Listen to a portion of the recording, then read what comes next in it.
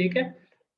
Okay, first of all हमने last class में बात की थी थोड़ी सी कि नेचुरल फार्मिंग और ऑर्गेनिक फार्मिंग में क्या डिफरेंस है। मैं अब आपके सामने जस्ट उनके जो है ना कंटेंट्स या नंबर आपको बता देता हूँ। एक है नेचुरल फार्मिंग हमारे पास, and second one is organic farming, जो कि आप नॉर्मल जिसको जानते हैं। इसके अलावा एक फार्मिंग और टाइप है जो कि आगे लिख ले, मेरे ख्याल में वो भी ठीक है।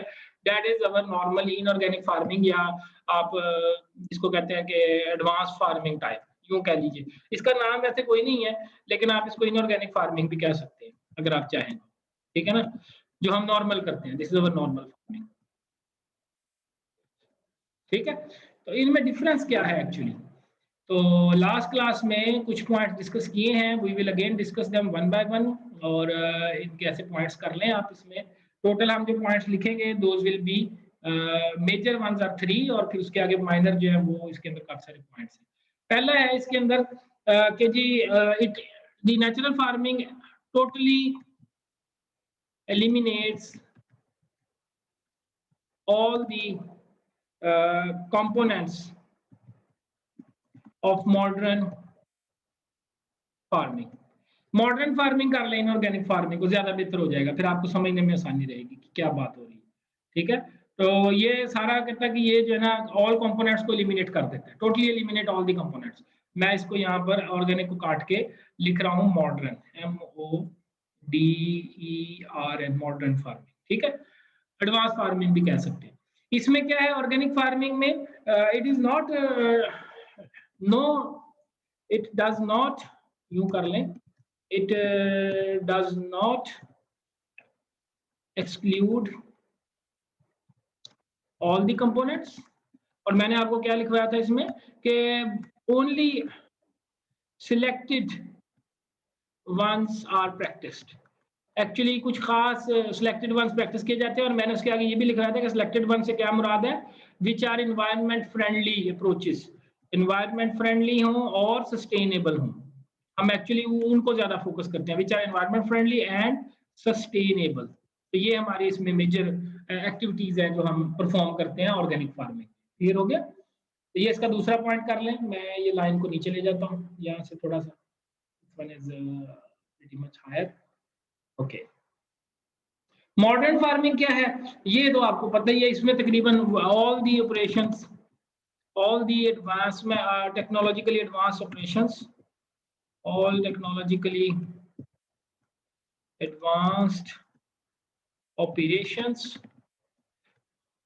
are practiced to boost the yield and productivity. इसमें आप अच्छी वैरायटी लगाएं, अच्छी खाद डालें, अच्छा जहर का इस्तेमाल करें, हर चीज इसमें अलाउ है। यूं कह लें कि एवरीथिंग इज अलाउड, यहाँ पर यूं कह लें तो एवरीथिंग इज अलाउड। कुछ भी करें, बस हमें यील्ड अच्छी मिलनी चाहिए। एक्चुअली ये इसका थीम होता है। जबकि यहाँ पर जो है हम कहते हैं नहीं नहीं ऐसे नहीं है, कुछ भी नहीं करें, हम वो चीजें करेंगे जो इन्वायरमेंट को डैमेज ना करें। यील्ड तो हमने लेनी है अच्छी, लेकिन साथ में हम इन्वायरमेंट का भी सोच रहे हैं, उसका भी ख्याल रख रहे हैं। तो उसके हवाले से बात की। उसके बाद इसमें बात आई थी अगली कि इट इज, अगर आसान अल्फों में बात की जाए तो इट इज यूं कर लेते हैं, it is do nothing approach. ये इसमें कुछ भी नहीं करना पड़ता, आप सुकून से बैठ जाए, बस आपने एक बार लगा दिया, बीज आपने फेंक दिया खेत में, and now just relax and rest in your homes, और वो नेचर उसकी खुद ही केयर करेगी। अगर केयर करनी हुई तो कर लेगी, अदरवाइज वो क्रॉप तबाह हो जाएगी। जबकि इसमें क्या है, it is a sustainable soil building program। इसमें हमारा ऑर्गेनिक फार्म में सबसे बड़ा फंक्शन जो होता है वो यही होता है कि हम किसी तरीके से जमीन को तबाह होने से बचाएं, जमीन की फर्टिलिटी बरकरार रहे, जमीन जो है वो अच्छी रहे। ठीक है? तो ये इस हवाले से इसमें हमें ये ऐसे नहीं है कि डू नथिंग अप्रोच है, बल्कि इसमें हमें काम करने पड़ते हैं। ठीक है ना? इसमें आपको कुछ ना कुछ काम करने पड़ेंगे। अच्छा, लास्ट वन जो है ये भी वैसे ही है, it is full time job. यूं कह लीजिए फुल टाइम जॉब है, आपको ये करनी पड़ती है। आप इसमें लेबर इंटेंसिव है, ठीक है, labour intensive, input intensive job है, यूं कह लीजिए, ज्यादा बेहतर हो जाएगा। ये जो तीसरी हेडिंग लिखवा रहा हूँ ये मैं खुद से बना रहा हूँ, ये किताब में नहीं लिखी, लेकिन आपने ये आज जो हम कर रहे हैं आप मुझसे एग्री करेंगे कि ये ऐसे ही है चीजें जो हम बात कर रहे हैं। ठीक है ना, लेबर इंटेंसिव है, इनपुट इंटेंसिव है, खाद सबका खर्चा होता है हर चीज का, तो इस वाले से ये इसकी तीसरा पॉइंट। आगे आखिरी पॉइंट है कि इसमें जो इसेंशियल कंपोनेंट्स आर, इसके मेजर कंपोनेंट्स क्या हैं? इसेंशियल कंपोनेंट्स अगर इसके देखे जाए आर, वो सारों को समराइज अप करने लगा। नो कल्टीवेशन, कोई इसमें हल नहीं चलाया जाएगा। नो कल्टीवेशन, कोई जमीन की तैयारी नहीं होगी।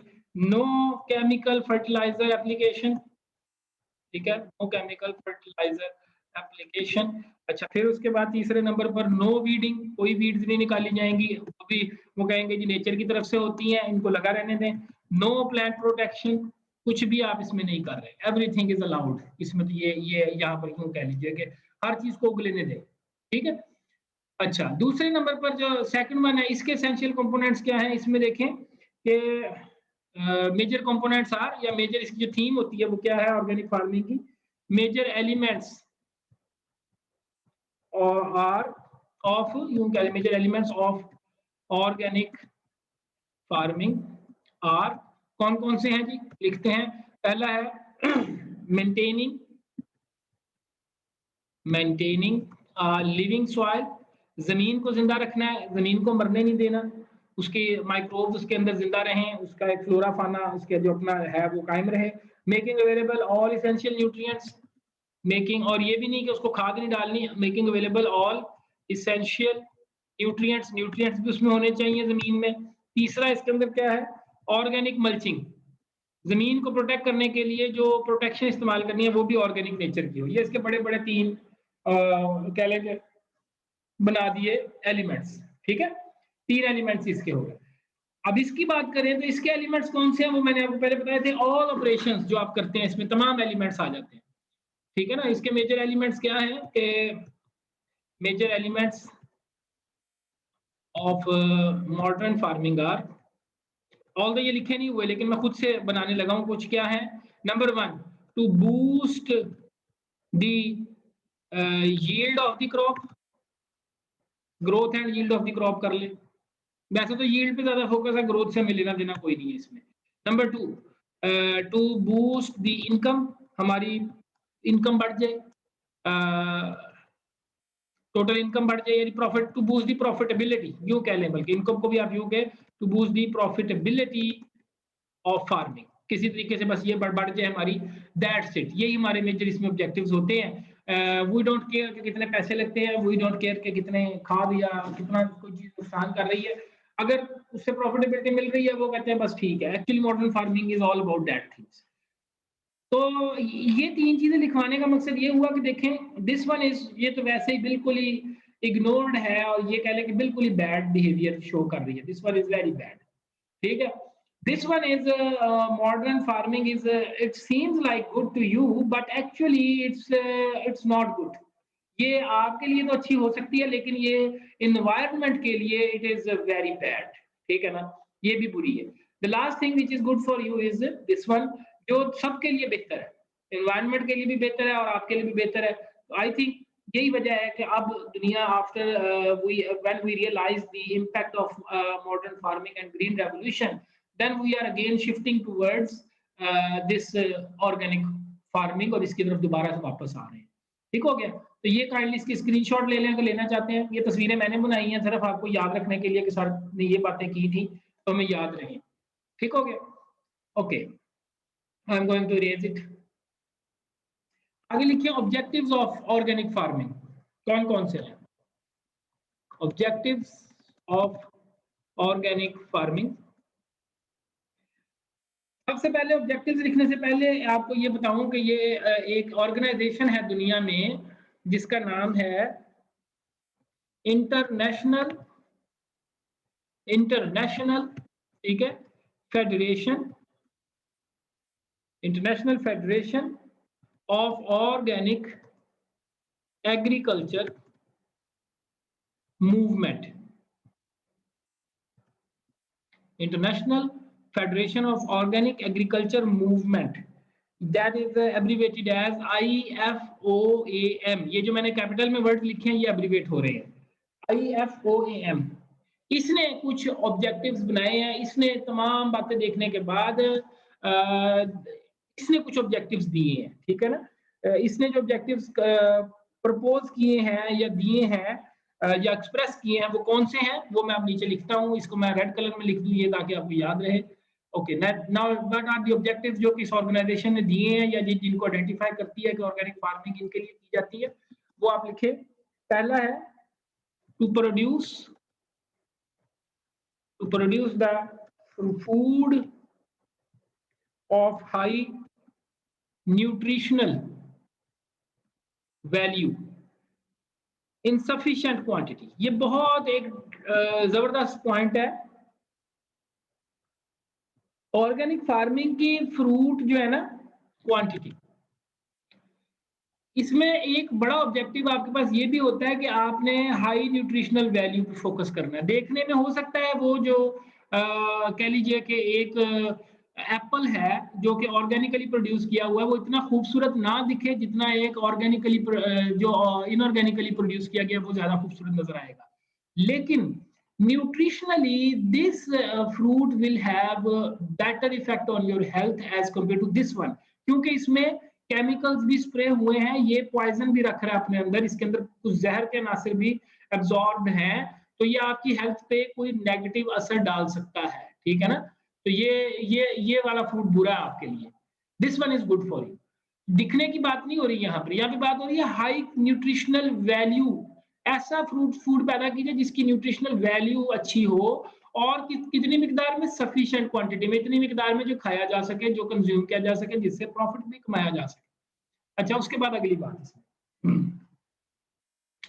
दूसरा point, to work with natural system,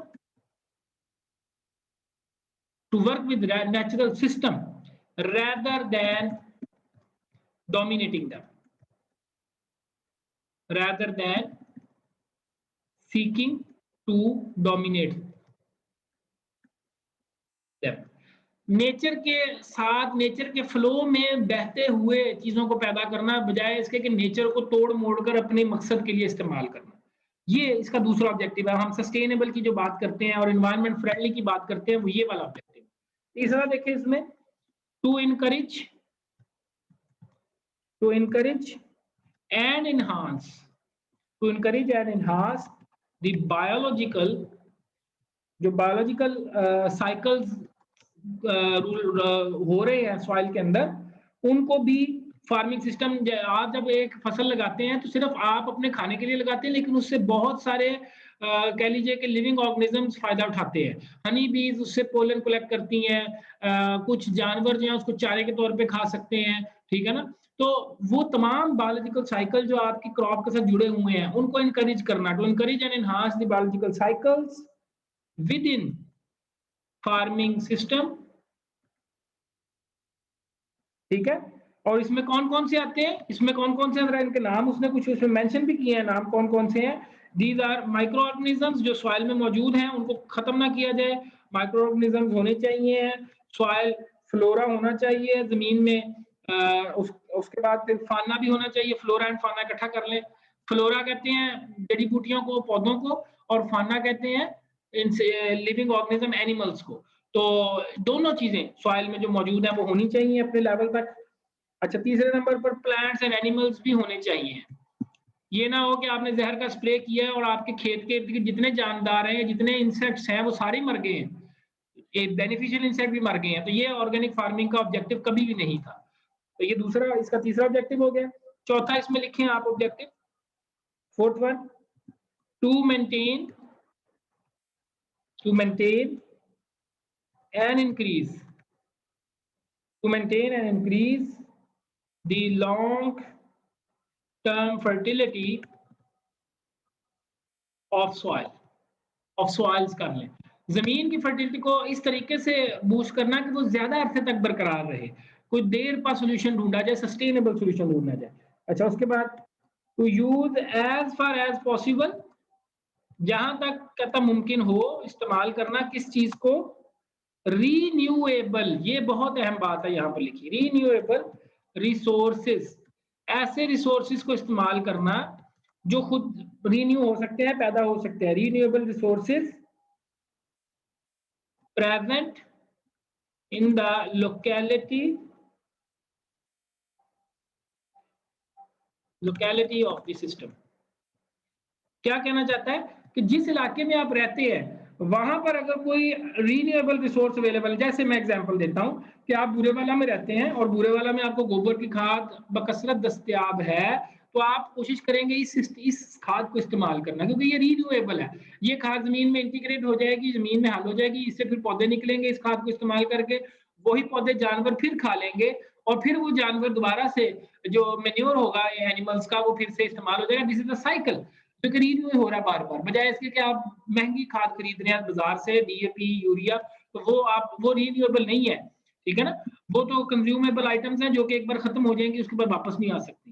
तो ये 5वां पॉइंट क्लियर हो गया। उसने कहा लोकेलिटी के लिहाज से, मीन्स टू से कि अगर आप फर्ज़ करें आपके इलाके में पोल्ट्री फार्म एक्जिस्ट करता है तो पोल्ट्री मैन्योर की कोशिश करें इस्तेमाल करने की। अगर आपके फार्म के इर्द-गिर्द कोई फिश फार्म अवेलेबल है, उसका पानी इस्तेमाल कर सकते हैं फिश का। इस तरह की चीजें, ठीक है ना? जरूरी नहीं है कि सर ने कहा है कि फार्म यार्ड मैन्योर इस्तेमाल करना है तो आप जनाब उसको महंगे दामों खरीद कर और फार्म यार्ड मैन्योर डाल रहे हैं। No, this is not the theme of organic farming. Organic farming हमेशा आपका खर्चा बचाती है, ठीक है? छठा पॉइंट देखें इसमें, हाँ, to work with work to work, और इसके आगे भी फिर ऐसे लिखें, एज मच एज पॉसिबल, जहां तक मुमकिन हो काम करें किसके साथ, with in a closed system regarding to organic matter and nutrient element within sorry ये स्पेलिंग गलत हो गया, with in a close system.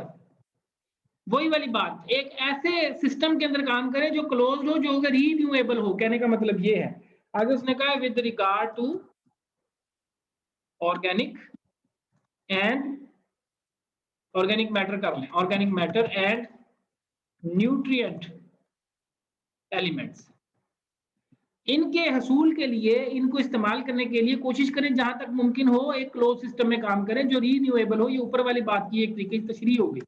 अच्छा, आगे आ जाए 7वें नंबर पर, to give all life stock, जितने एनिमल्स हैं आपके इलाके में, जितने मवेशी हैं, बेसिकली लाइफ स्टॉक मवेशियों में आएंगे, all life stock conditions, CONDITI conditions of life that allows them to perform all aspects of their innate behavior। क्या कहना चाहता है कि जो आपके फार्म के इर्द गिर्द मवेशी हैं, एनिमल्स हैं, खासतौर पर डोमेस्टिक एनिमल्स जो हैं, मवेशी लाइफ स्टॉक में सारी चीजें आ जाती हैं, इवन पोल्ट्री जो मुर्गियां हैं आपकी, चिकन, वो भी इसी में आता है, रोस्टर और चिकन। अब उसमें वो कहता है उनको इस तरह का एनवायरनमेंट दिया जाए कि वो अपने जिंदगी के तमाम काम आसानी से उसमें कर सके। ये ना उन पे कैद लगाई हो, मुर्गियां रखी तो हैं लेकिन दड़बे में बंद हैं और आप उनको आर्टिफिशियल खुराक डाल रहे हैं, नहीं, उनको खेत में छोड़ें, उनको चुग लेने दें वहीं से दाना। ये एक क्लोज सिस्टम बन जाएगा। वो मुर्गियां आपके खेत से ही जब दाना चुगेंगी और वहीं पर बीठे करेंगी तो नतीजे के तौर पर उसी की फर्टिलिटी को एनहांस कर रही है।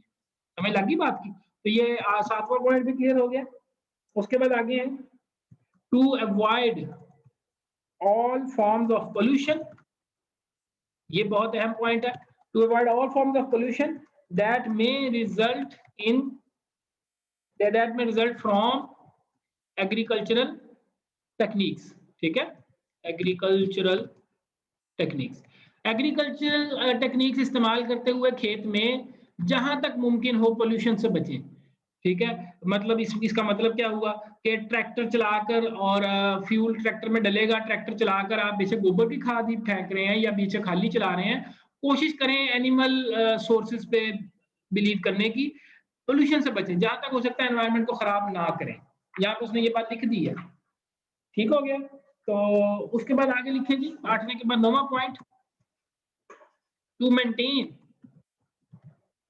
Genetic diversity of the agricultural system. जिस एग्रीकल्चर सिस्टम में रह रहे हैं उसमें डाइवर्सिटी बरकरार रहने दें। ठीक है, और ये हमारे इंसानों का सबसे बड़ा मसला ये है कि इंसान ये डाइवर्सिटी को ही खत्म करना चाहता है। जब हम किसी इलाके में जाते हैं, जो चीज़ हमें पसंद आती है उसको हम वहाँ पर प्रमोट करते हैं और जो हमें बिल्कुल पसंद नहीं आती उसको हम मारना शुरू कर देते हैं। फॉर एग्ज़ाम्पल अगर किसी इलाके में कुत्ते रहते हैं या बिल्लियाँ रहती हैं, तो वो क्या करता है, वो कहता है यार बिल्लियाँ मुझे बहुत पसंद है, बिल्लियों को रहने दो, कुत्ते मार दो इस इलाके के। उससे क्या होगा, वहाँ पे वो नेचुरल जो एक फ्लो है वो डैमेज हो जाता है। तो वो कहता है जेनेटिक डाइवर्सिटी, जितना की किस्मों के परिंदे आते हैं, चिड़ियाँ आती हैं, शार्कें आती हैं, कौवे आते हैं, चीलें आती हैं, whatever is present in that system, leave it that way. उसको वैसे ही रहने दें, उनको मेंटेन रहने दें, उनको तबाह ना करें, उनको खराब ना करें। ये इसका पॉइंट है यहाँ पर। एग्रीकल्चर सिस्टम में तबाह ना करें एंड इट्स सराउंडिंग्स, और उसके इर्द-गिर्द भी तबाह ना करें। ये भी इसके साथ है। ये ना हो आप अपने घर के अंदर तो आपने उनको बड़ी प्रोटेक्शन दी और बाहर जाके आप उन्हीं को तबाह कर रहे हैं। तो इसमें ये तमाम चीज़ें आ जाती हैं एंड इट्स सराउंडिंग्स। ठीक हो गया? इंक्लूडिंग, इसमें आप लिख लें ब्रैकेट में डाल के, including protection of plants and wild life. यहाँ पे वाइल्ड लाइफ की भी बात कर रहा है। कोई भेड़िया है, कोई गीदड़ है, कोई शेर है, कोई चीता है, उसको भी मारना ऑर्गेनिक फार्मिंग में अलाउ नहीं है, बिकॉज ये तमाम चीजों के राइट्स की बात कर रहा है। हाँ, लेकिन इसका मतलब ये भी नहीं है कि आप वो शेर जो आपके खेत में फिर रहा है और आप कह रहे हैं कि ठीक है जी कोई नहीं, मैं हल चलाता रहता हूँ और कल को वो आपको खा जाए। ये भी नहीं है। आप अपनी प्रोटेक्शन भी करेंगे, लेकिन आप समझदार हैं, आप ऐसा कोई वे निकालें जिससे वो आपको खराब भी ना करे और वो मरे भी ना। कोई उसकी डायवर्जन कर सकते हैं, आइसोलेशन कर सकते हैं, फेंस लगा सकते हैं, वगैरह वगैरह, वो आप चीजें कर सकते हैं। अच्छा, to allow agricultural producers agricultural producers an adequate return. ये अब ये देखें, ये वो वाली बात है जो एक्चुअली ऑर्गेनिक फार्मिंग को प्रॉफिटेबल बनाती है। वो कौन सी है? To allow agriculture producers an adequate return and satisfaction from their work including safe working environment। ठीक है? वो कहता है जो बंदे एग्रीकल्चर के अंदर ये एग्रीकल्चर फार्मिंग करना चाहते हैं, उनको एटलीस्ट इस तरह की वो ये बेसिकली ऑर्गेनाइजेशन है ना, इस पे काम कर रही है ऑर्गेनिक फार्मिंग पे, इसने कुछ रूल रेगुलेशन बनाए हैं और वो रूल रेगुलेशन इन ऑब्जेक्टिव्स को देखते हुए बनाए हैं। तो इनका एक फोकस ये भी है कि ऑर्गेनिक फार्मिंग में रहते हुए आप किस तरह से किसी शख्स की प्रोडक्टिविटी को एनहांस कर सकते हैं, उसको अच्छा रिटर्न मिले, उसको उससे सेटिस्फेक्शन हासिल हो, ताकि वो इस काम को जारी रखे। ठीक है?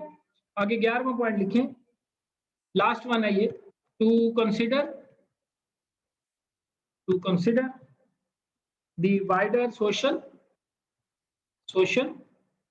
and ecological impact of the farming system। ये एक्चुअली ये ऑर्गेनिक फार्मिंग अकेली सर्वाइव नहीं कर सकती, ये सब मिलकर करेंगे तो ही इस माशरे में इसका अपना एक रोल प्ले होगा। अगर सिर्फ एक शख्स अपने घर में थोड़ी सी जगह पर एक खेत की, ये फर्क करें, ये एक पूरा एरिया मैंने बनाया, इसमें एक छोटा सा खेत है, ये फार्मर कहता है कि यार मैं ऑर्गेनिक फार्मिंग आज से शुरू करता हूँ, इसके इर्द गिर्द वाले सारे जहर का स्प्रे कर रहे हैं और सारी खाद डाल रहे हैं और वो फ्यूम्स उड़ के इसके खेत में भी आ रहे हैं और इसकी भी डिस्ट्रॉय कर रहे हैं। अलोन ये बंदा इतना इफेक्टिव काम नहीं कर सकता जब तक इसका वाइडर इम्पैक्ट, इसको बड़े पैमाने पर ना चलाया जाए। ठीक है ना? तो बेसिकली उसमें भी काम हो रहा है कि यार आप बड़े पैमाने पर लोगों के अंदर अवेयरनेस क्रिएट करें कि सारे मिलकर इसको आगे बढ़ाएं ताकि इसका ग्रेटर इम्पैक्ट आए और लोगों को इसका फायदा पता चले। तो ये इसके 11 पॉइंट्स थे और ये 11 पॉइंट्स जो हैं, यस 11 पॉइंट्स ही हैं। ये 11 पॉइंट्स आपने याद करने हैं। अगर पेपर में क्वेश्चन आता है कि ऑब्जेक्टिव्स ऑफ ऑर्गेनिक फार्मिंग लिखें, तो आपने ये पॉइंट्स एक्सप्लेन भी करने हैं और लिखने भी हैं। कोई सवाल इनके बारे में अगर है तो आप पूछ सकते हैं, अभी किसी बच्चे का कोई क्वेश्चन है। अदरवाइज मैं आगे आपको एक इसके आगे एक छोटा सा पॉइंट और है, that is essential characteristics of organic farming, वो भी लिख लें।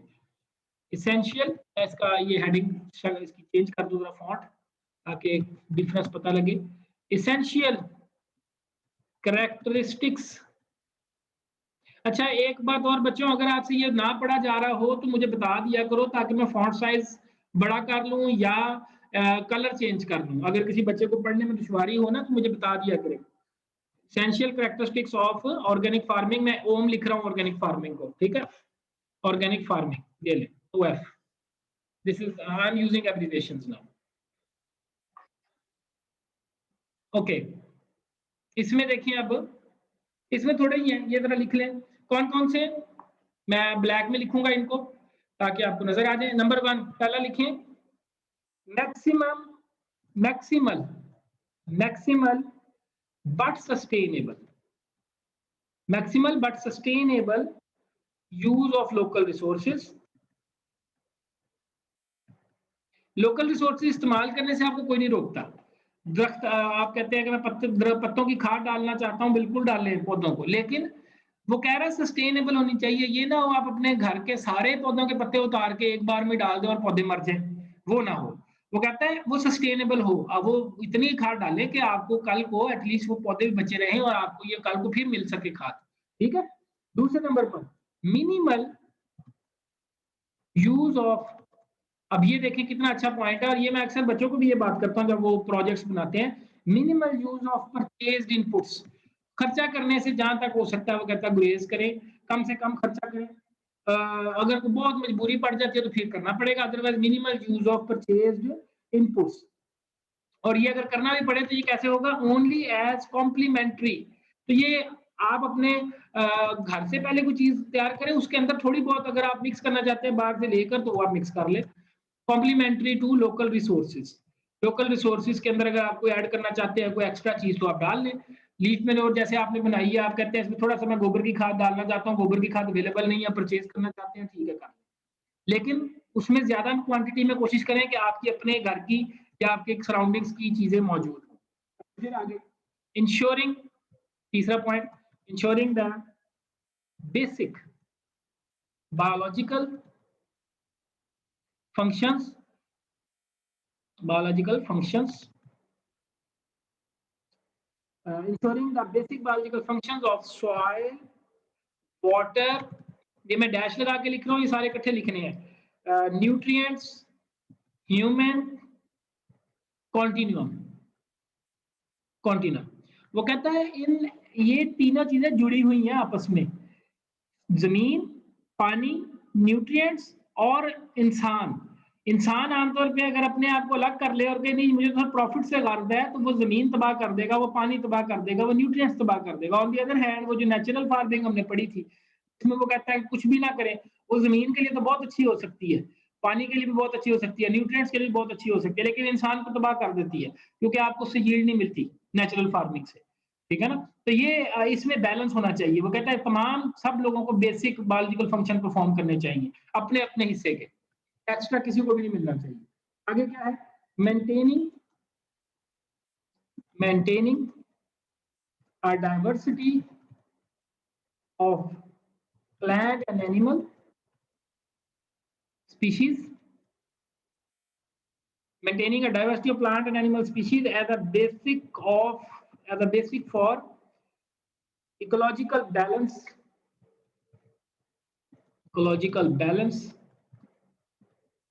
and economic stability। ये बात बड़े पैमाने पर ज्यादा क्लियर समझाई जा सकती है कि जैसे किसी जंगल में अगर देखा जाए तो आपको पता है बकरियां भी हैं, शेर भी हैं, खरगोश भी हैं, चूहे भी हैं, बिल्लियां भी हैं, तो वो एक एक नॉर्मल फूड चेन चलती है। उसमें कोई जानवर किसी को खा रहा है, कोई जानवर किसी को खा रहा है और एक बैलेंस बरकरार है। अगर उसमें से कोई एक चीज बढ़ जाएगी तो उससे क्या होगा, इकोलॉजिकली इम्बैलेंस हो जाएगा वो सिस्टम। उसमें मतलब फर्ज में शेर बढ़ जाते हैं तो सारे बकरियों को खा जाते हैं, उसके बाद शेर भी मर जाएंगे। शेर बहुत थोड़े हो जाते हैं, बकरियां बहुत ज्यादा हो जाती हैं, तो शेर जो है वो जब उनकी उम्र खत्म होगी मर जाएंगे, उसको बकरियों की पॉपुलेशन बहुत ज्यादा बढ़ जाएगी और उसकी वजह से क्या होगा कि वो तमाम दरख्तों के पत्ते या वहां का चारा जो है थोड़ा बढ़ जाएगा और वो दरख्त जो है मुरझाना शुरू कर देंगे। तो ये एक तरीके से बैलेंस बरकरार रहना चाहिए, ये आपके लिए बहुत फायदेमंद है। वो कहता है इकोनॉमिकली भी आपको स्टेबल रखता है। ठीक है। अच्छा जी, अच्छा उसके बाद आइए आगे 5वें नंबर पर, creating an attractive overall landscape. ये आप देखिए ये पॉइंट बड़ा अच्छा है। ऑर्गेनिक फार्मिंग डजंट मीन कि आपने डर्टी लुक देनी है अपने फार्म को कि मैं जनाब इसमें जहर नहीं स्प्रे करता तो ये बहुत बुरे खेत नजर आ रहे हैं, नहीं। इसका एक ऑब्जेक्टिव ये भी होता है, इसमें एक कैरेक्टर ये भी होना चाहिए organic farming, creating creating an attractive overall landscape. आप इसमें लैंडस्केप का भी ध्यान रखते हैं, शक्ल अच्छी लगनी चाहिए, विच गिव सेटिस्फैक्शन। ठीक है, ये सेटिस्फैक्शन दे आपको, ये ना हो आप उसमें जाने से ही डरेंगे यार ये मैंने क्या बना लिया, मेरा तो दिल नहीं करता इसमें पाँव रखने को।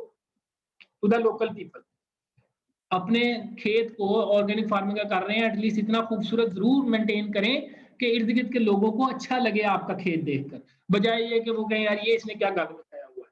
ठीक है, and last one is sixth one, जो कि आखिरी है, दैट इज ये जनरल एज पर रहने दो। 5 पॉइंट काफी है, छठा पॉइंट ओवरलैप कर रहा है चौथे पॉइंट के साथ, वो डाइवर्सिटी की बात उसमें कर रहा है, मैंने डाइवर्सिटी ऊपर लिखवा दी है। ये 5 पॉइंट्स जो हैं ये आप कैरेक्टरिस्टिक्स के तौर पे लिख लें। क्लियर हो गया? तो आज हमने लेक्चर में जो चीजें पढ़ी हैं, आई होप आपको समझ लग गई होंगी। आप अगर किसी बच्चे का सवाल है पूछे, any question from any student. Ji